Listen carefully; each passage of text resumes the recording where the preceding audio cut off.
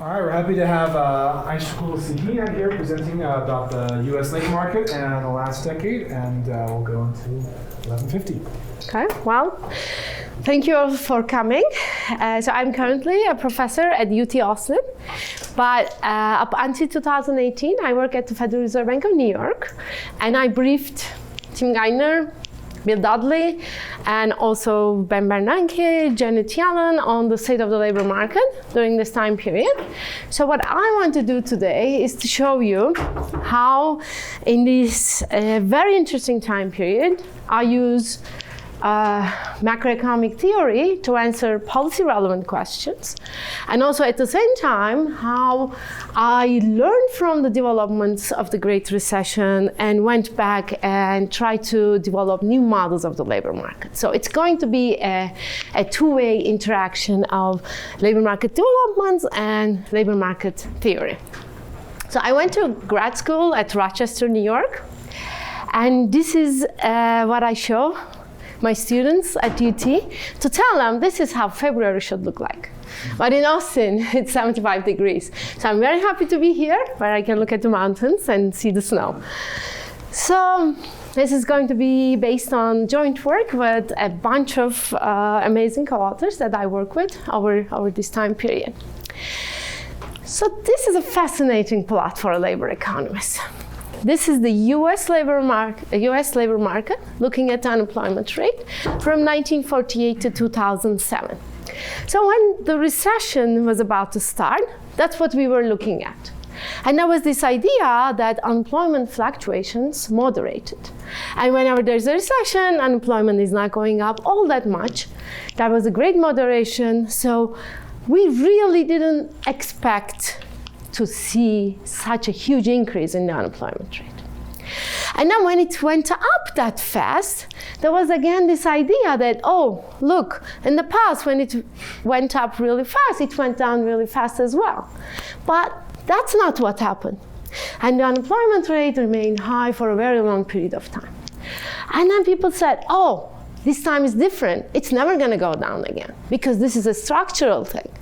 But then unemployment rate defied all expectations, and now today it stands at 3.6%.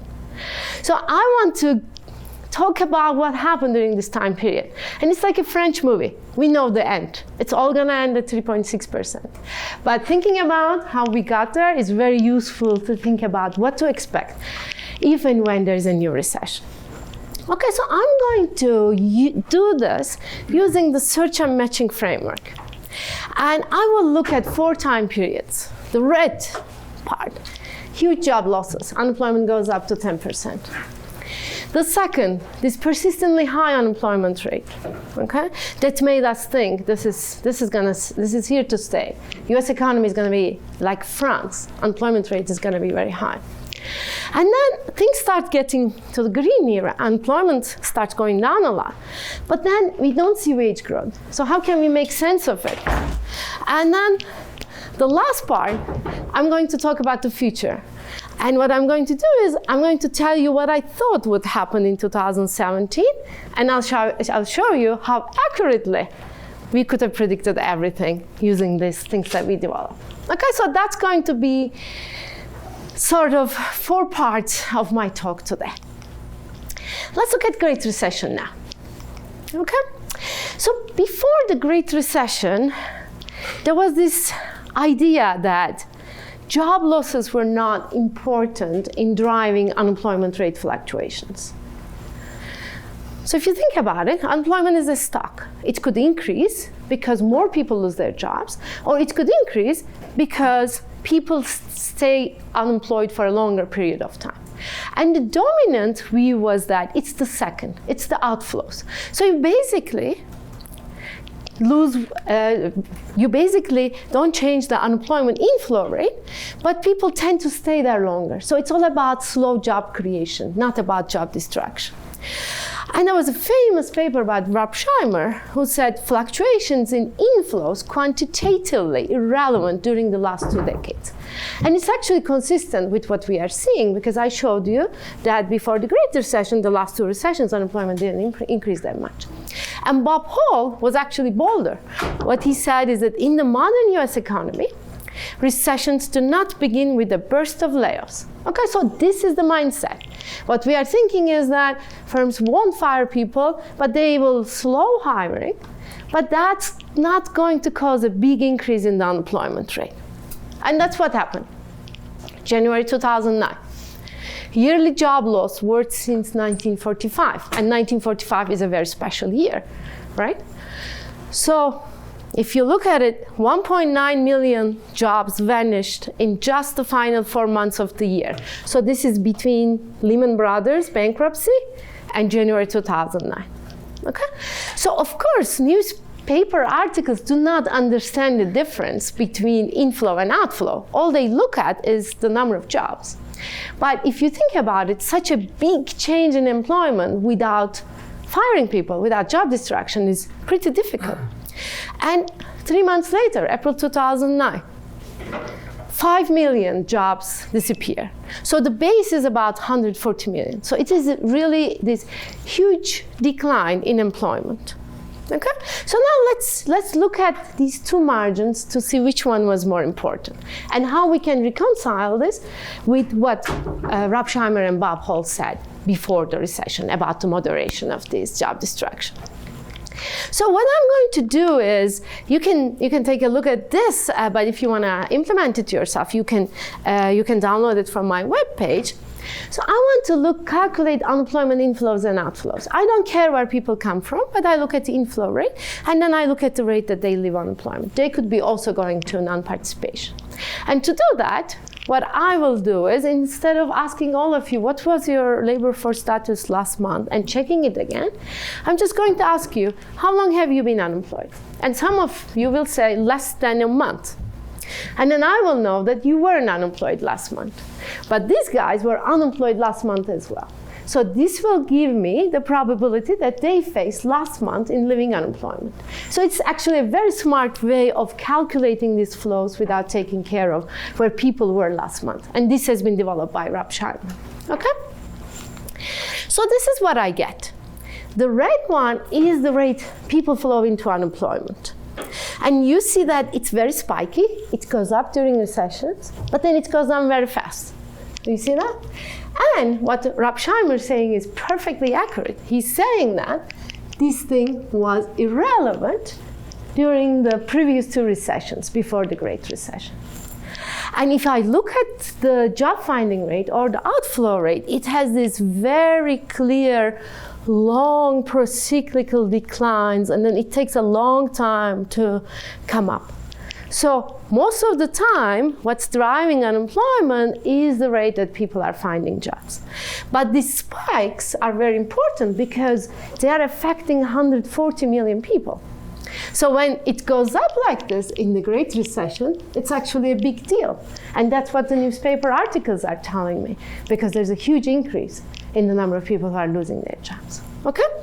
So then what emerges as a new stylized fact is that it's not about modern recessions, it's about deep recessions. In deep recessions, such as the Great Recession or the 1980s recession, 1970s, there was a big spike. But the spike was lower in these 2 because they were actually way milder recessions than those 2. Okay? So the stylized fact, I think, that emerged after the Great Recession is that deep recessions are times when we still see a lot of job destruction. Okay? So let me move on to how we write this and what we learn from this. Sharp rises in unemployment inflows, it appears to be a stylized feature of deep recessions. So it requires somewhat revising the fact that Hall and Scheimer argued for. And then this also is a caution against modeling unemployment inflows as cyclical. So it's still important to understand why firms destruct jobs when they face low demand or adverse shocks. Okay, so this was one thing I learned living through the early years of the Great Recession. So there's another important thing that even if you're not interested in business cycles, the rate that people lose their jobs is very important in understanding their labor market experience. So men, younger workers, and less educated workers have more cyclical unemployment rates. And that's why the Great Recession was called a men's session. Actually, all recessions are men's sessions. So it's something that affects men worse than women. Any idea why that would be the case? Given labor of choice, like a lot of physical labor, perhaps affected by that. Exactly. This is accounted for 100% by the industry distribution of male and female workers. Male workers are predominantly in manufacturing and construction, and these sectors accounted for half of the job losses, even though they account for around 20% of employment. And even within industries, even women in construction, for example, are more likely to hold administrative jobs than jobs that are physical, as you suggested. So young workers, less educated workers, they also have a similar experience. And as a result of this, there were historically high unemployment gaps between men and women, young and prime age workers, college educated and less college educated workers. And these were all driven by the rate that they lost their jobs. Once any of these categories lost their jobs, they faced very similar job finding prospects. Okay? So this suggested an aggregate weakness in the economy after the Great Recession ended. And one interesting fact is that if you finish your education and got a college degree, you are way less likely to lose your job. It's an empirical fact true everywhere in the world. However, if you happen to lose your job, the duration of unemployment that you are facing is the same as the one that's facing a high school dropout. Okay? Because it is likely coming from the fact that the set of jobs that you are searching for is a smaller market. So anyway, this is another reason why inflow rates are important, because it accounts for cross-sectional differences. And this is the unemployment rate by gender, and I worked on this extensively. So you see that women used to have a higher unemployment rate, and in the 80s, there's this convergence, except for the recessions. But even when women had higher unemployment rates than men, their unemployment rate was less cyclical. And you know why female unemployment rate converged to male unemployment rate, except for recessions? Do you have a theory about this? Does it have something to do with the employment population ratios and more women entering into the workplace? So this coincides with the time that more women enter the labor force, but also it coincides with this time period where women continue to hold their jobs through their pregnancy and childbearing years. Because before, it was harder to keep your job when you had a kid. So every kid required women to drop out of the labor force and to try to find a job. And this time period also coincided with a change in the law that allowed women to be able to keep their positions. And this reduced their unemployment inflow rate, mostly coming from these disrupted employment spells. Okay? So this is some side fact, but again, the Great Recession was no exception that male unemployment rate increased more. And this is December 2009. The Economist had this nice cover. Because a lot of men lost their jobs, for the first time in history, women held more than 50% of jobs on payrolls. And interestingly, this disappeared after a couple of months, but very recently it happened again. Now, if you look at payrolls, but I'm not talking about self-employment, for example, or any other kind of job, women hold more than 50% of all payrolls. And this could also be coming from the fact that they're more likely to have multiple jobs. Okay? So, this is what happened during the recession. And the recession ended in June 2009. But my job was not over at the Fed because unemployment was incredibly high. GDP started growing, so the NBER called the end of the recession, but the labor market did not look like it recovered from this recession.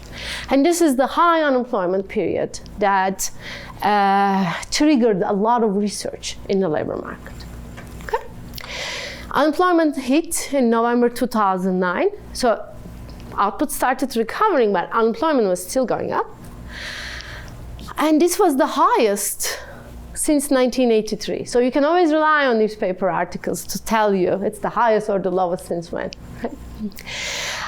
Later, this number revised down to 10%, but it still hit double digits.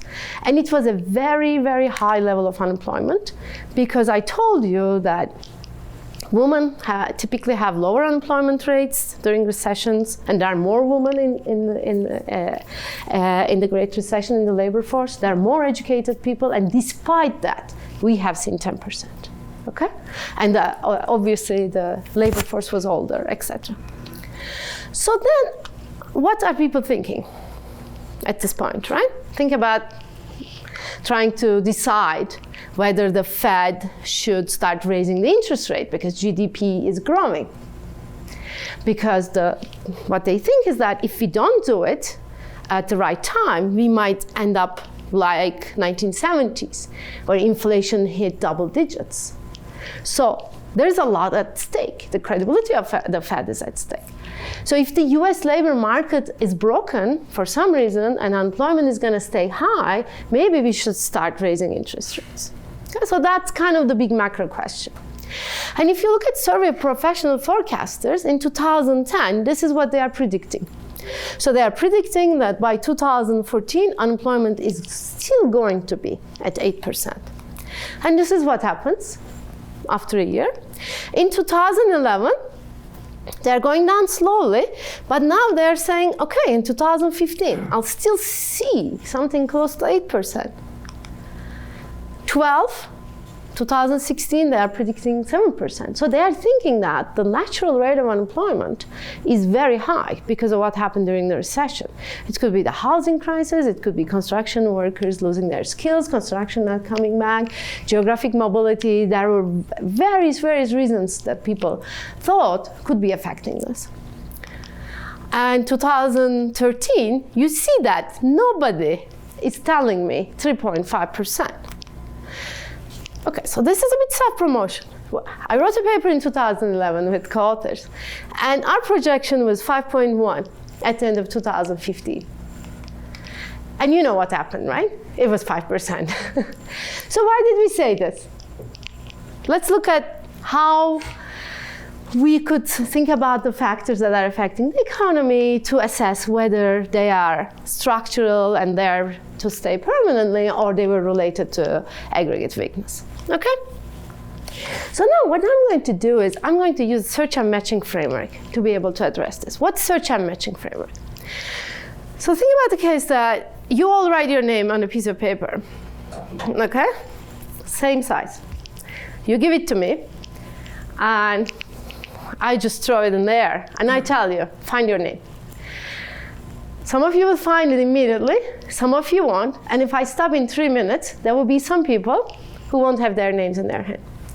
So this is exactly how the labor market works. There are vacancies and unemployed, but it takes time, even if everybody has their ideal job, to find it. I could make it even more complicated. I say, write your name in capital letters and in lowercase letters. And if you find a higher case, if you find an uppercase one, I'll give you an A. Otherwise, you get a B. Okay? So what you're doing is you're trying to find it, and sometimes you find the lowercase and say, no, I have to find the other one. And then you are just going around and trying to find it. So this is kind of what happens in the labor market as well. There are lots of people who are trying to find their job, but there are lots of people who are trying to go up and find the uppercase one. Okay? So I'm going to use this idea, this search and matching idea, to get to what's happening in the labor market. So one thing that kind of fits this idea of search and matching functions is that after the recession officially ended, the vacancy rate, the job opening rate, started to recover, but unemployment did not. Okay? So it's as if I double the cards with your name, but you are still not finding it. And what does it mean? You got worse in locating these pieces of paper. Maybe I turned off the lights so that it's more difficult for you. Okay? So this was about the efficiency of the labor market in matching vacancies to unemployment. And this triggered this discussion about a permanent change in the workings of the labor market. And if I look at this, that's the famous Beveridge curve. This is the unemployment rate, and this is the vacancy rate. So there is typically a negative relationship. Okay? Again, if I triple the number of cards with your name on it, you're going to be able to find it faster, and there will be less of you when I stop this game after 2 minutes. Okay? So it's exactly the same idea. So, but then what's happened is that during this time period, even though vacancies kind of recovered, vacancy rate, unemployment was way higher relative to the last time it was at that level.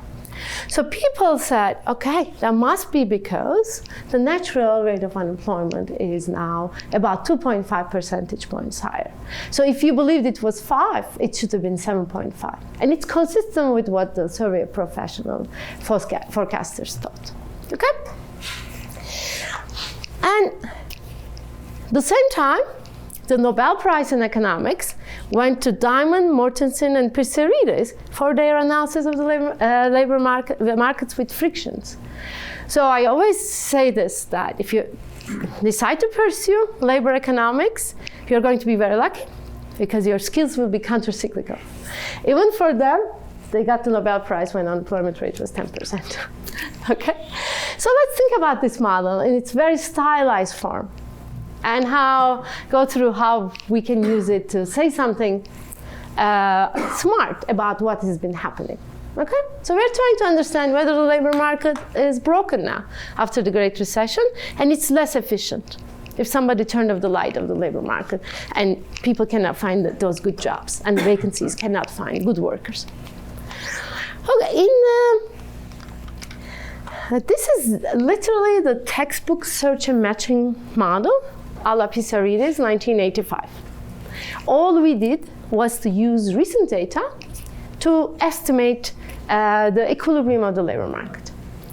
And when we did that, we used the recently available data on job vacancies called the JOLTS.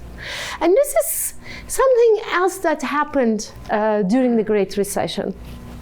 If you go back and read the national accounts, how they were developed in the US, it was the Great Depression that made the US invest in statistical methods and surveys because they simply didn't know how bad it was when the Great Recession hit. And now we know it. Unemployment was 25%. So it is by far the worst thing that happened to the US economy in the last 100 years. And the Great Recession, to some extent, generated this interest in using new, novel microdata sources to answer macro questions. And this is something that happened at the Fed as well, that the Fed invested in understanding better the micro behavior because they realized that it's very important to do that for policy analysis because it could affect the efficiency of monetary policy, but it also affects the different people differentially. So that's something that happened around the Great Recession time. Okay? So at the heart of the search and matching model, there is a matching function. The matching function tells me how many of you will find your name if I put 1 or 2 or 3 copies of your name in it, and how many of you are searching. Okay, that's basically the matching function. It's the same with the US labor market. And you can estimate using unemployment and vacancies, and it actually surprisingly, this Cobb-Douglas form surprisingly captures the evolution of hires when it has unemployment and vacancies as inputs. Okay? And the Beveridge curve essentially can be derived from this. For those of you who are interested, I mean, you can go back and check the math, but I will just give you the basic concepts. Okay. But what happens in this matching function is that the inputs are assumed to be only unemployment and vacancies. But maybe when we are doing this, some of you are just checking your iPhones, right? You are not serious about finding it. It's a silly game. So that could be a decline in search effort. So this would reduce the effective number of searchers. And there's a parallel argument here, which is the extension of unemployment insurance benefits. So some people argue that this unemployment is artificially high. They're just not serious about work. They're just in it to collect unemployment insurance. And then the other is increased mismatch. And I've done a lot of work on this. So now what I'm doing is I'm taking your names and I'm throwing them in the chemistry department. Okay? And the chemistry professor is doing it here. And now you really don't want to go to the chemistry department. So you're just going to be idle, and your name is going to stay idle as well. And lots of people argue that this might be what's happening in the US labor market, because most of the job losses come from construction and manufacturing. And the jobs are being created in education and healthcare, so there is this occupational skill mismatch. So it's not really about the number of unemployed and vacancies. Their distribution is permanently wrong.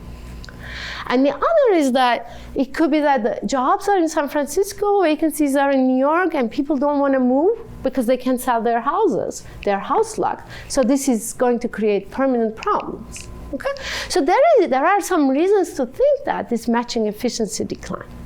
And what I'll show you is that you could actually go after these questions empirically by using very rich data on the labor market and try to get to those.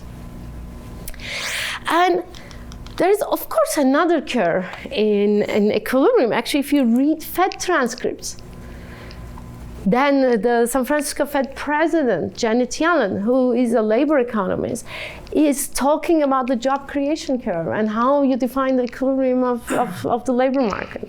It's actually great to see how they were really using this framework to discuss what's happening and how to design on policy.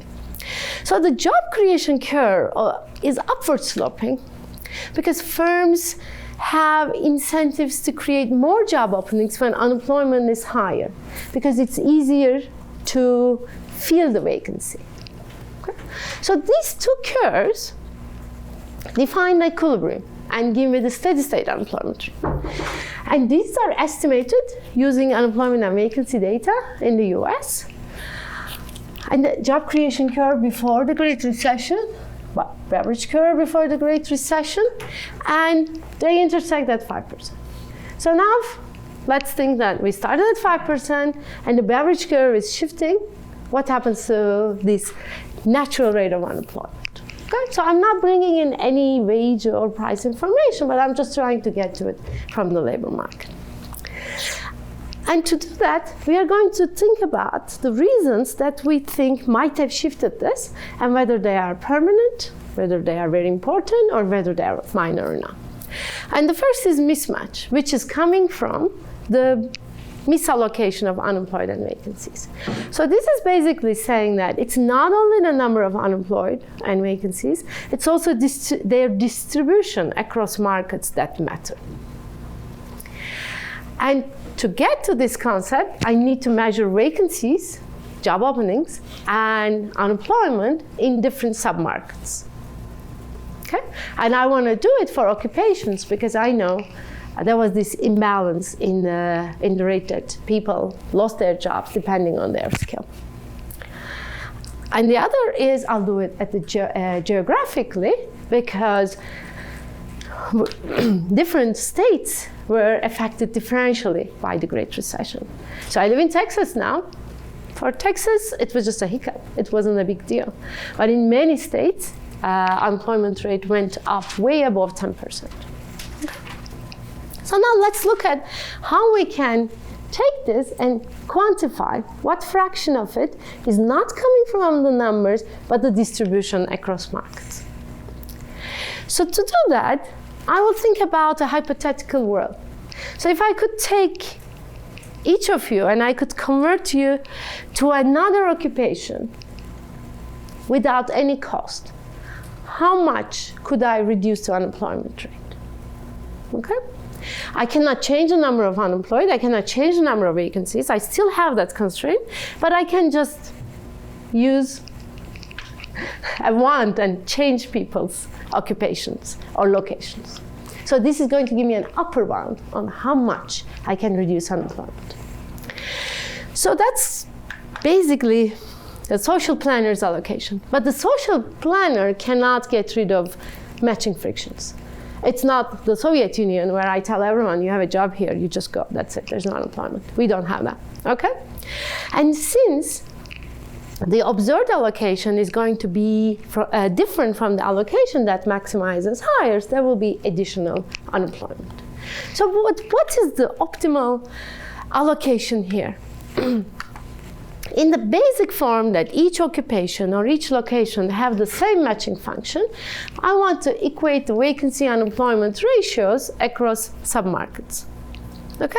If there are too many people searching in construction, I want to move them to healthcare, or the other way around. If there are too many people stuck in Arizona, I want to move them to Texas.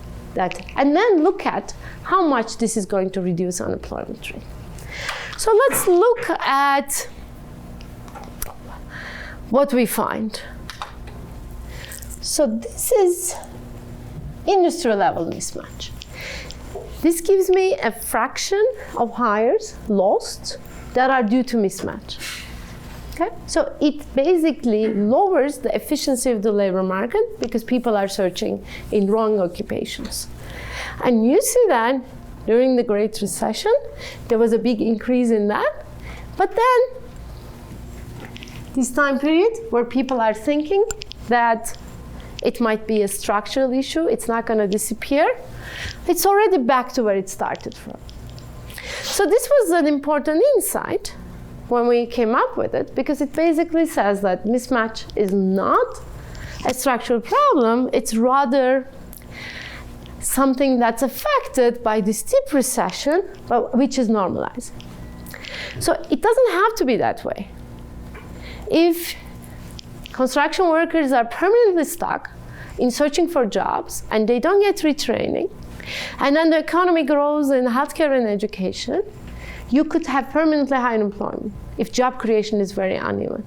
But that's not what happened. And one reason is construction workers actually have very high occupational mobility.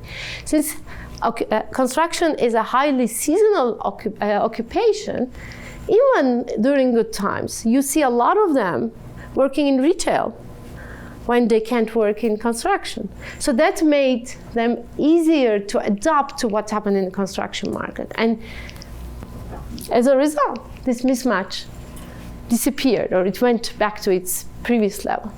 And this is the part of unemployment that I can attribute the rise to mismatch unemployment. And you can see that it was around 0.4 and it went to around 5 percentage points. So unemployment went up by 5 percentage points, 5.3. And only a small part of it can be attributed to mismatch. So as a result, what we thought is that this is not going to be a permanent factor, so we don't see that this is going to keep unemployment rate at a high level. But what about the decline in search intensity? So in the US, typically, unemployment insurance is collected for 26 weeks, and it's around 50% of your previous salary, but there's a cap on it. If you are making $1 million, you're not going to get $500,000 unemployment insurance benefits, obviously. And during the Great Recession, job finding rate was very low, and unemployment was high, and it was extended to almost 99 weeks. So it's a big extension. And then this triggered this discussion. We use this framework to understand why European countries typically have high unemployment rates. And we say, okay, they have generous unemployment insurance benefits, people are searching longer, they're not taking the first job that's available.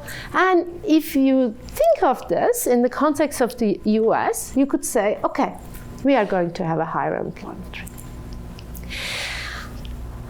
And it also coincided with a drastic increase in duration of unemployment, consistent, again, what we see in the European labor markets. But then there was a very simple question to look at. Did search intensity decline? Are we really seeing that these unemployed workers are just in it to collect unemployment insurance?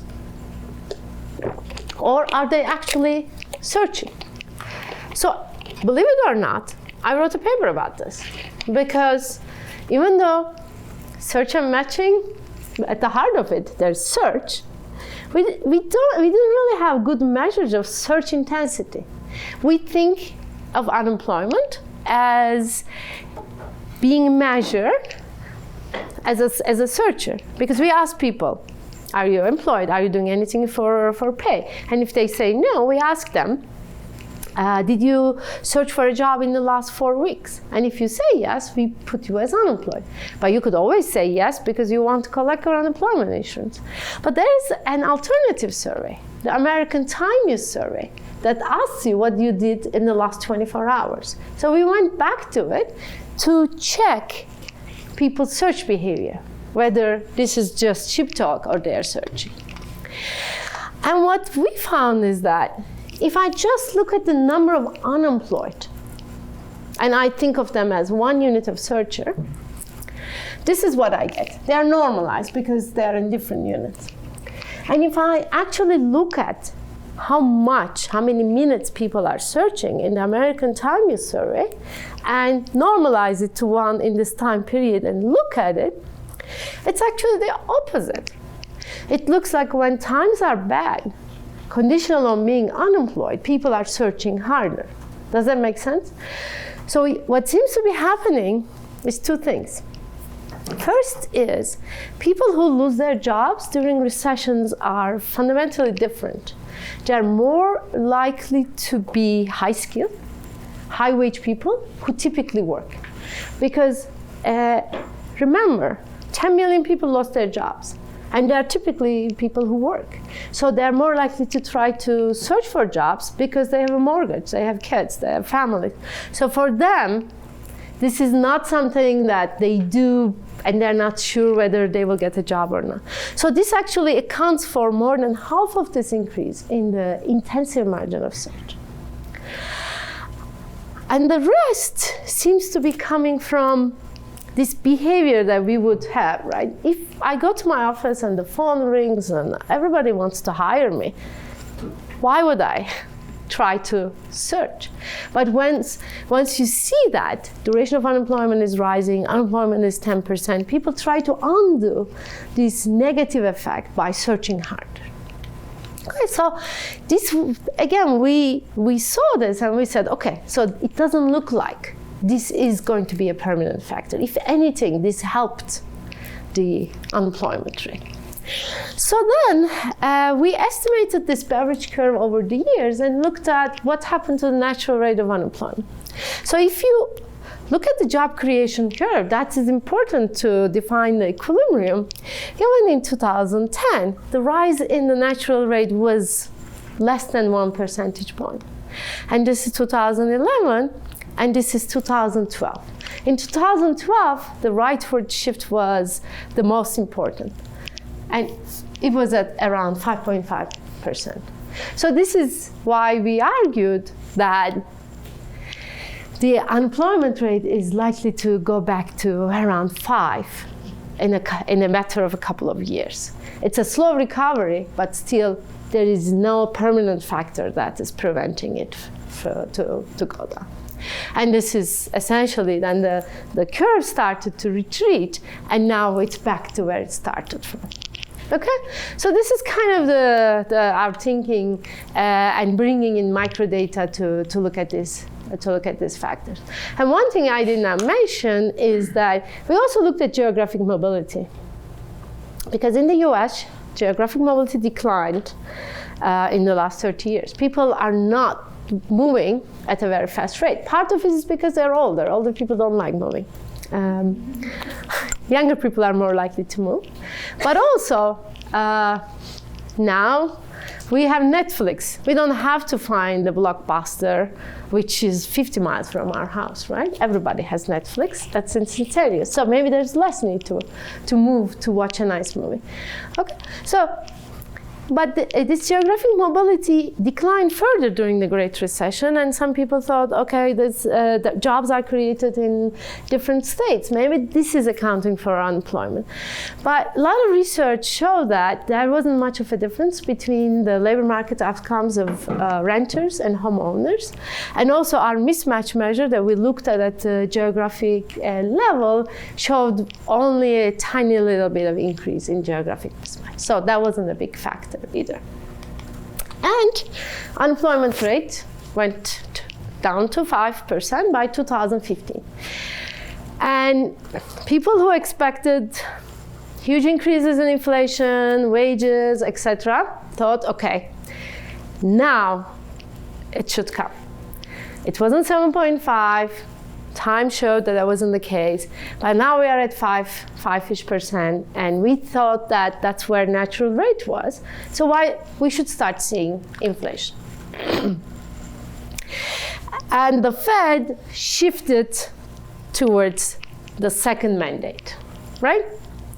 Maximum employment, stable prices. I mean, you could argue that there are three, but moderate long-term interest rates is the other one. Stable prices.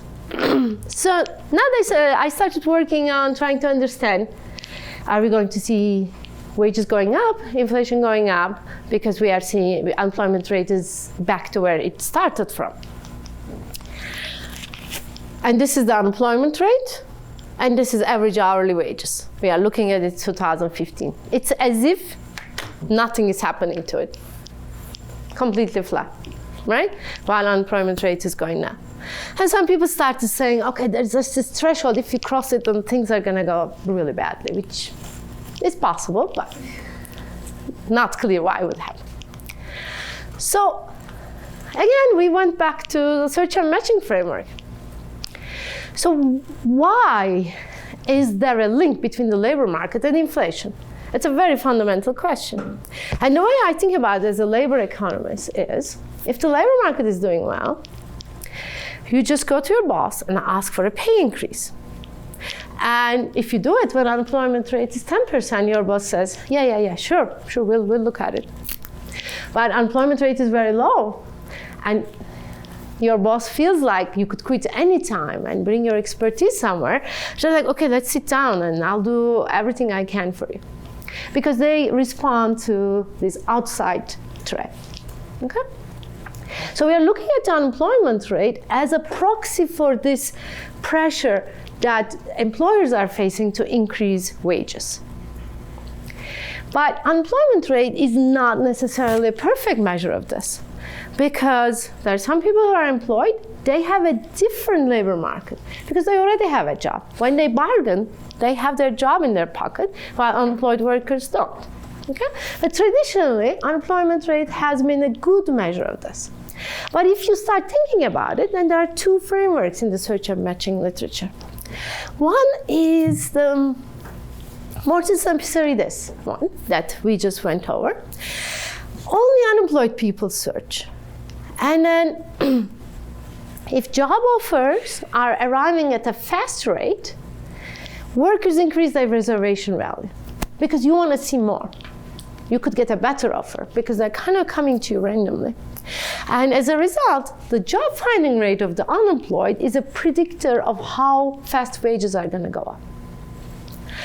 However, there's another important model. It's about on-the-job search, what I just described. Employed search on the job. And if I get jobs at a faster rate when I'm employed, I'm going to go up faster on the wage ladder. And again, it's going back to your names. If I put many of these name tags with lower and uppercase, it's going to be easier for you to find your name in uppercase letters. Okay. So we can actually test which one is more important.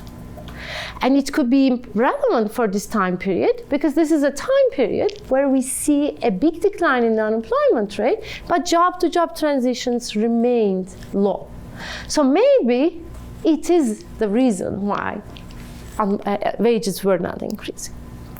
So what we did is, again, going back to this idea of using microdata sources as a laboratory, we looked at unemployed people's job finding rate at the state level.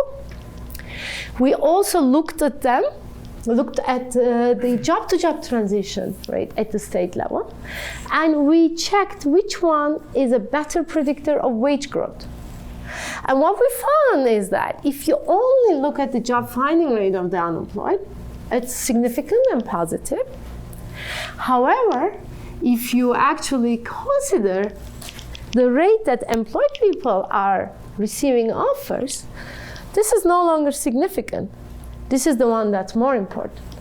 So this again started a literature in macro labor that is seriously considering job-to-job transition rate as an input to monetary policy decisions. Okay? Because it seems like this is not a perfect or a conclusive calculation, but it's suggesting that if these things move together, it doesn't matter which one I look at, but if they deviate, maybe I should be considering this other metric. Because in real life, you feel it when you go to bargain with your employer. I mean, I don't do it that often, but if you ask me to do it for you, I'm happy to do it. What counts is your threat, right? If I say, oh, I'm about to get a job offer at MIT, maybe my chair will laugh. But if I tell them, oh, I'm about to get an offer in Houston, I'm in Austin, then there's a point. So it's similar in this model, in this as well. So this kind of change started changing the traditional view that unemployment rate is what we should be looking at. Maybe we should also consider on the job search. And again, these things were always theoretically there, but we didn't have enough information, enough data to be able to look at them and compete them in terms of their predictive power. Okay, and policy implication is clear that you should look at this one as well. And as a matter of fact, Janet Yellen talked a lot about the quit rate when she was the chair, because quit rate goes up when people make job-to-job transitions, and quit rate tank when the labor market is not doing well.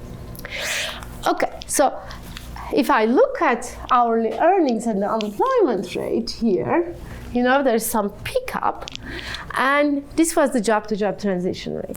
You can see that the evolution of our average hourly earnings, this is obviously a simple macro plot, but more in line with the evolution of average hourly earnings. So I think I have a couple of minutes. Now let me talk about the outlook.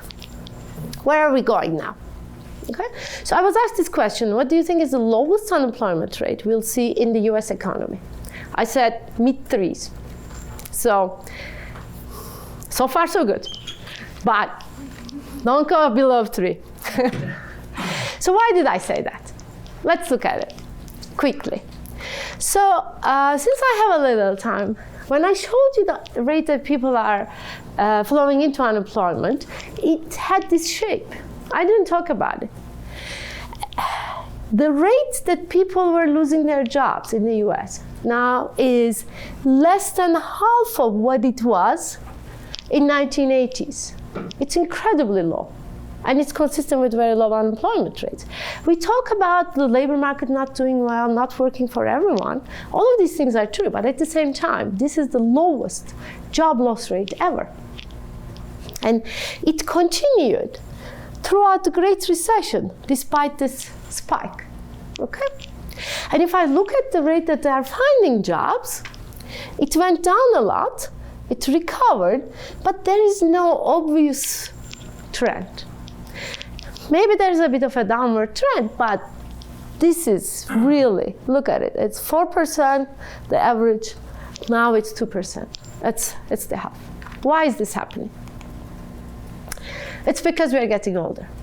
I call it, we are more stable, but slower. That's what happens when you age. So that's what's happening to the US economy. Young, prime, mature workers, okay? Their population shares, 87-91. This is when prime age share is maximized. If you look back and think about baby boom, that's when they are in their primes.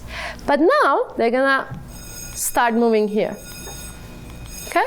So the US economy, the US labor force got much older. The same thing is happening to the firms. Startups, young firms, younger than 10, mature firms.